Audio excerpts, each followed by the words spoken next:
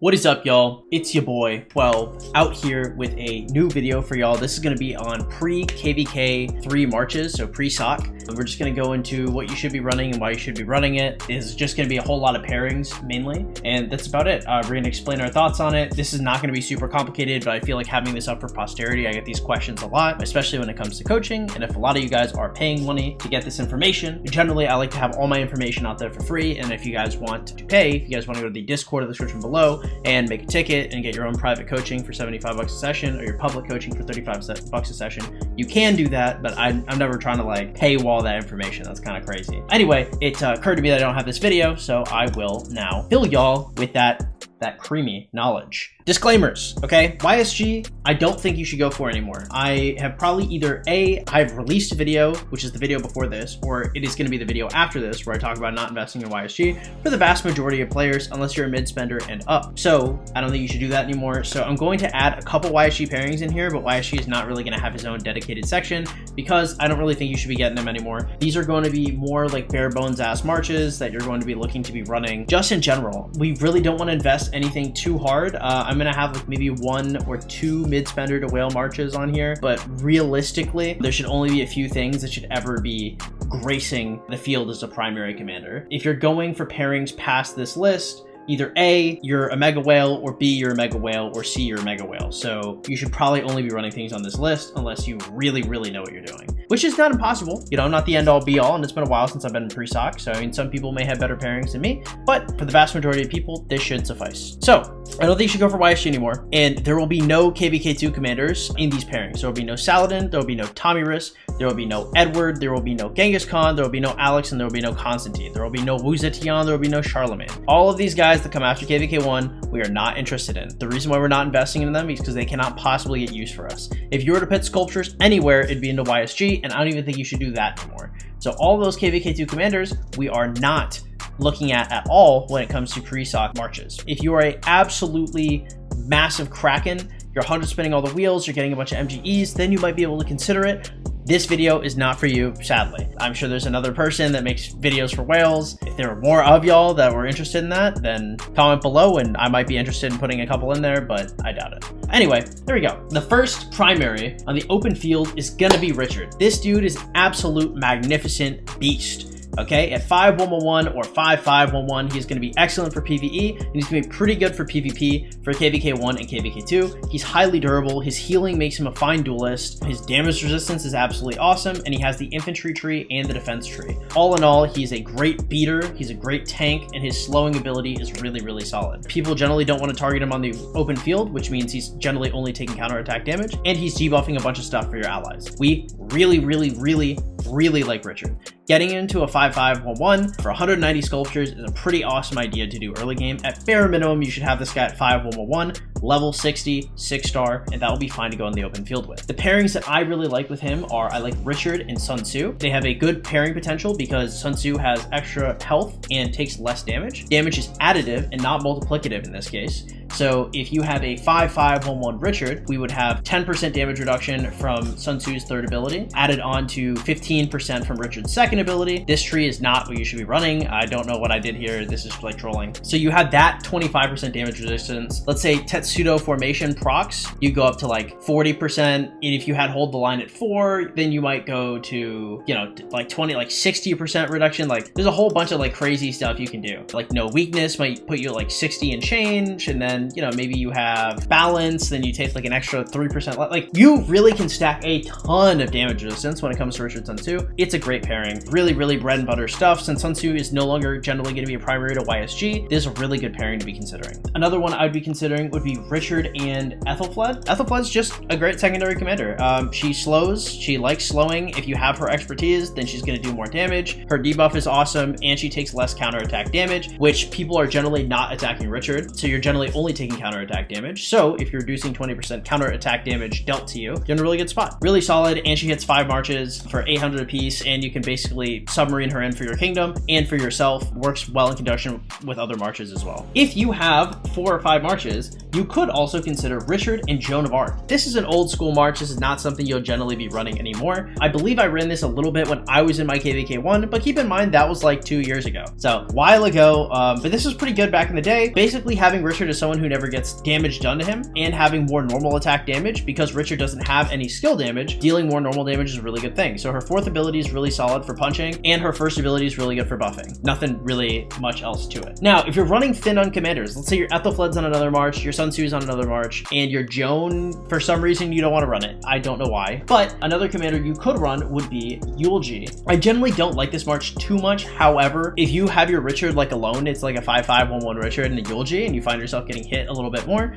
you might find some good value out of running Yulji, especially with Strike Back. He's got good stats. His ability is not awesome, but the defense reduction is not bad as well. Most commanders want Yulji as a primary because we want Yulji to fire off his ability and reduce somebody's defense, and then we want the ability to come after it. It's why Bjorn has actually replaced Yulji as a potential like nuking commander for most commanders, because if somebody's going to take 15% more skill damage, you probably don't need them to take 30% reduced defense. Not that you don't want to have both, but I would definitely rather have Bjorn as a primary than Yulji as a primary. However, I mean, Yulji's still okay as a secondary to Richard sometimes. Now, running Bjorn as a secondary to Richard is not the worst thing I've ever seen. It just depends on how strapped for commanders you are. Something that you tend to run into for KvK1, we're not going to like talk about every legendary commander and where they can go, but if you have access to, let's say, like a 5-1-1-1 Frederick, or let's say like a 5-2-1-1 Julius Caesar, just saying you're getting lucky in like certain gold key situations where like you have like a 5-1 or 5-2-1-1 gold key commander, you can find like good places for them to go. A good example would be Sun Duc. Like Sun Duc at 1400 direct damage factor is a really solid commander that you can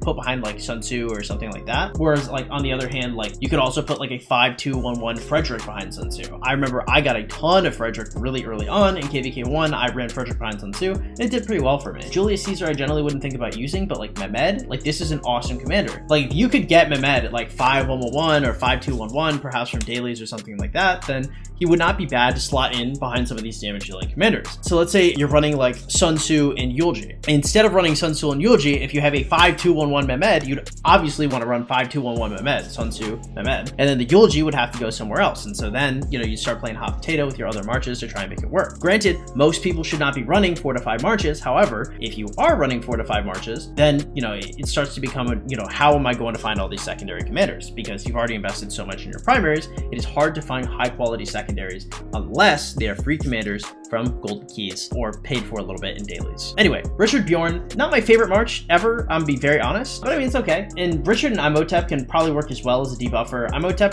does not have a bad primary ability, and he has, I mean, he does has 30% boost for archers, but that's about it. That's his only like archer stat, and his ability is really, really good. So, I mean, just in conjunction, like, do you want them to take 30% more damage? Generally, you'd want him as a primary for this, which we'll go over some of his primary pairings later on in the video. However, having him as a secondary to Richard is probably not the worst idea on the planet. And then finally, if you have like a 5-5-1-1 Martel or higher, running Richard Martel is also not the worst idea in the world. However, I really don't like it. I'd rather have Martel be a primary at that point. I'm sure there's plenty of other things you could do. However, I'd be remiss to not mention that as a pairing. So next, we're going to be talking about Sun Tzu as a primary. So the single best march you're probably ever going to be able to run with Sun Tzu is going to be Sun Tzu and YSG. I know I said don't invest in YSG. If you're like a mid to high spender and you really, really want YSG, or if you're just stubborn, terco, like we say in Spanish, then of course you can pick up YSG if you really want to. Sun Tzu YSG is probably the single best march PreSoc up until probably Alex YSG. Okay, next we're going to have Sun Tzu and Ethelflaed. This is a much more budget-friendly march. Once Ethelflaed hits like 5-5-1-1, you're pretty happy with her. Sun Tzu, Ethelflaed, pretty much a slam dunk, right? Sun Tzu's gonna hit 5 targets, Ethelflaed's gonna hit 5 targets, counterattack damage reduction, slow, blah, blah, blah, blah, blah. Very good. We really like this march. Finally, Sun Tzu Yulji. Not the worst march I've ever seen in my life. It works a little bit. I mean, Yulji has like decent stats here. If you ever get attacked, you know, getting 100% bonus damage dealt, if you can get that on either of your abilities, it's absolutely gargantuanly massive, and Sun Tzu has a habit of getting punched. So you could find some decent value there. Generally, I wouldn't run this, but it's okay. Sun Tzu Osman is also probably not a bad choice as well. Osman's third ability here, every time you use an active skill, you're going to deal an extra 400 damage, which means every rotation, you're going to deal an extra 800 damage total. Sun Tzu fires a whole lot of abilities. This is slightly better, I think, than a 10% chance to deal like damage. So if we're going to talk about like this versus like this, I want to say Osman's is better. I don't know how much better though. Also, having extra tube capacity, no one really hates that, right? And you know, his primary ability is pretty solid. 1100 damage factor to a single target. We've seen worse. The thing is just running more troops is generally fine, but it also means you're going to get more sevs. So just keep that in mind when you run it, but not horrible overall. So next we're going to have Bjorn, the Bjornger King. This guy is not bad. It's especially good now that YSG is basically briefly off the picture again. Being able to run something like Bjorn with Sun Tzu is generally pretty cool. Bjorn Sun Tzu has probably the most synergy out of any epic pairing for an infantry march, right? He hits 3 targets with a 15% more skill damage. Sun Tzu wants to hit 5 targets, so 3 of your 5 are taking more skill damage, which is pretty awesome. You're then getting 20% extra stats, and you are also getting 800 direct damage factor sometimes, which is pretty solid, right? 700 direct and 800 direct, and they're both buffed by Sun Tzu's 4th ability. So pretty solid, pretty good stuff. We really like that pairing. Another pairing that's not bad is going to be Bjorn and Ethelfled. So if you're running like Richard Sun Tzu and you have a Bjorn, you have an Ethelfled, and you want to put them together, boom, easy peasy. Then you get to run mono infantry with the Ethel. No one really sees the Ethel. Now Bjorn is going to get kind of targeted, but I mean, if your Richard Sun Tzu is just kind of doing their thing and you just keep retreating the Bjorn Ethelfled, I see decent value there. Another thing you could do is you could run Bjorn YSG. If Sun Tzu is taken up with another commander, like let's say Mehmed, let's say Frederick, or something like that, like you really want Frederick to have perhaps extra stats for some reason. If your Sun Tzu is otherwise occupied, running the Bjorn with the YSG is totally fine. That march does decently. Bjorn is kind of like baby Alex, and Alex YSG is the strongest march pre-soc, full stop. So being able to run baby Alex with YSG is not a horrible idea, especially decent for cheeseburgering. Last, I would say Bjorn Yulji is not too bad. I think you could probably also run Bjorn Osmond, but if you're going to run Osmond behind anybody, I'd much rather be Sun Tzu. Bjorn Yulji is not bad. They're just 2 debuffers, so you'd have to, that would be a combo where you'd have like 4 or 5 total marches, and then your Bjorn Yulji would just be debuffing on the side. Next is going to be our cavalry march. This is going to be Minamoto. I don't have Mina because I'm FTP, and if you're FTP, you also don't have Mina. However, Minamoto is an absolutely super duper strong pre-soc commander. We really like him. The classic Minamoto in CC is about as good as you're gonna get when it comes to what I want ideally on the field behind Mina. If you don't have CC because you don't buy dailies or something like that, your next best is gonna be Baybars. Mina Baybars is gonna be an absolutely awesome march as well because it's gonna be able to hit 5 targets with Baybars' skill, and it is also going to reduce march speed by 50%. Mina Baybars is really awesome. I really like this march a whole lot, and in some cases it's even better than Mina CC, even with CC expertise. Mina CC is generally going to be pound for pound better and a better duelist march and faster. However, if you are hitting 5 targets every single time with Baybar's first skill, let's say you're in a murder ball KvK 1, Mina Baybars is definitely not a bad choice by any stretch of the imagination. Another really good march is going to be Minamoto with YSG. If you have YSG and you have Minamoto and you have really good cav gear, I have seen this march work absolute wonders for people that I've coached in the past. I've never been able to use it for obvious reasons, but I've seen it do work. Next is going to be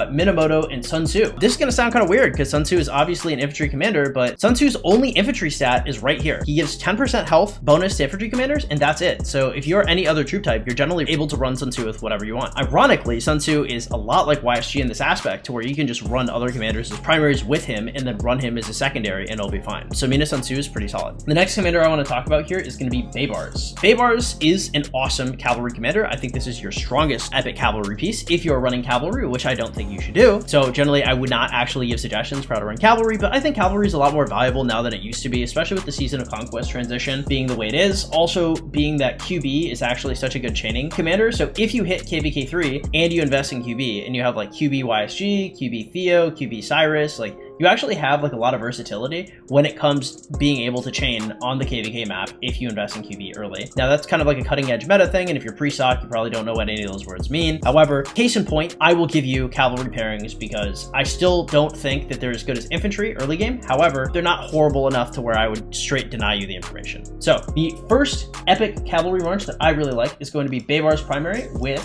Pelagius secondary. The reason why you want Baybar's primary is because Baybar's has the conquering tree. You really don't want any other cav commander's primary unless it's like Minamoto, because Minamoto is going to be targeted less than Baybar's is going to be targeted. He has the conquering tree, which means he has access to buckler shield, which means he has access to moment of triumph if you want to run either of these, and we like that. There is an argument to be made to have him as a secondary commander, so you can have access to clarity, because when your primary commander fires off his ability, your secondary commander is going to do more damage. So there's also an argument to be made to have him as your secondary commander. However, as soon as you get your rage bar filled, you probably want to be firing off Baybars as well. You really don't want to be waiting for Pella to fire and then Baybars to fire because you may not get off your Baybar skill. So Baybars Pella is the first thing I would suggest. The next one I kind of like is going to be Baybars with Belisarius. Oblique Tactics is one of the strongest abilities in the game. His ability right here definitely sucks, and he sucks as a primary commander, which is very unfortunate because this is an awesome debuff. However, debuffing your attack reduction has nothing to do with the ability firing off.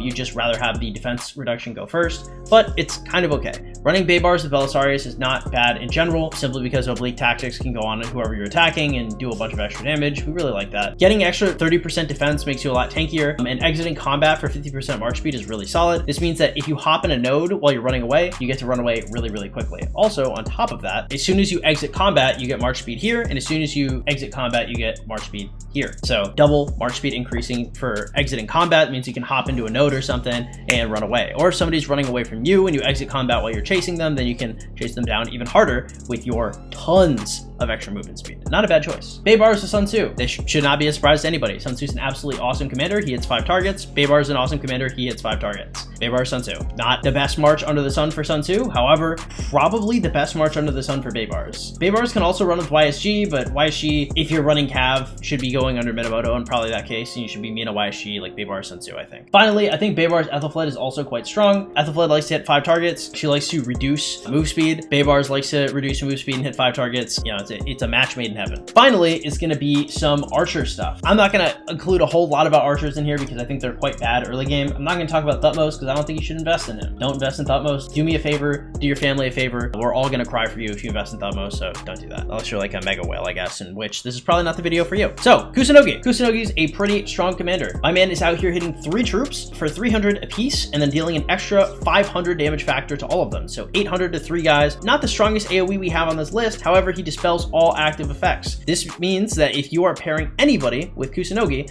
you need Kusunogi to be the primary, because if Richard debuffs you and makes you deal 30% less damage, Kusunogi gets to cleanse all of the effects affecting him. So he's going to take the 30% damage reduction and remove it from him. Then he's going to fire off his ability. Then his secondary is going to fire off his ability. You never, ever, ever want your Kusunogi to be a secondary and not be able to dispel the debuffs applied to him. The old school pairing that we really liked in the past, the really, really long past at this point, is going to be Kusunogi and Herman. Kusunogi primary, Herman secondary. Herman's got a really fat nuke here. He's got decent march speed and stuff, and he's also got a rage steroid. All fine things for Herman to have. It's not my favorite pairing under the sun, but if you have some kind of archer marches, I mean, I guess it's okay-ish. The OG, like, real archer march for KvK 1 before Thutmose existed was either, well, I guess there was YSG El Cid, but we don't really want YSG as a primary anymore. We would want something like Kusunogi primary with YSG secondary. I've seen that march work absolute wonders if you have like 6-piece DB because you're a mega whale early game. Not a bad choice.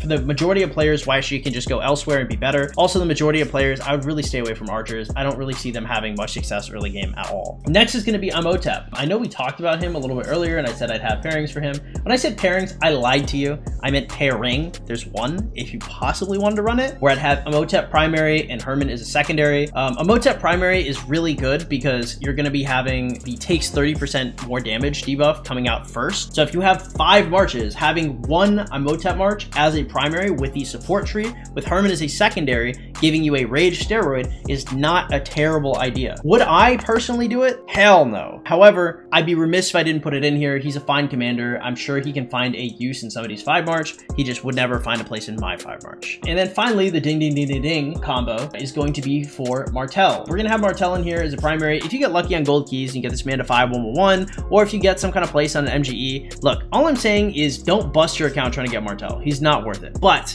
if you do have Martel, these are the pairings I would use. I'd use number 1, Martel with Sun Tzu. Also, Martel generally has to be a primary. I see some people running like Sun Tzu, Martel, or something like that. Look, this dude's ability gives you 30% more damage. Okay, if you're running a nuker secondary to Martel, you want this 30% damage coming first, and then you want the nuke coming second. So Martel, Sun Tzu. So Martel gives the nuke, Sun Tzu hits 5 targets, boom, boom, boom, boom. Easy. Another good one is Martel Ethel. Martel gets the nuke, Ethel fires, right? Nobody's hitting Martel. You're only taking counterattack damage, so this counterattack damage reduction is just like a flat 20% damage taken reduction because Martel's not taking any other type of damage. Who's hitting Martel out here. Martel and Bjorn is not the worst pairing I've ever seen in my life, although I have seen better. Martel and YSG is an awesome March. That March makes angels cry. If you have a Martel and you have an expertise YSG, I implore you to try that March. Sun Tzu YSG on paper is probably going to do more damage than Martel YSG, but nobody in their right mind is going to be touching Martel on the open field, and therefore you will be getting YSG's ability with his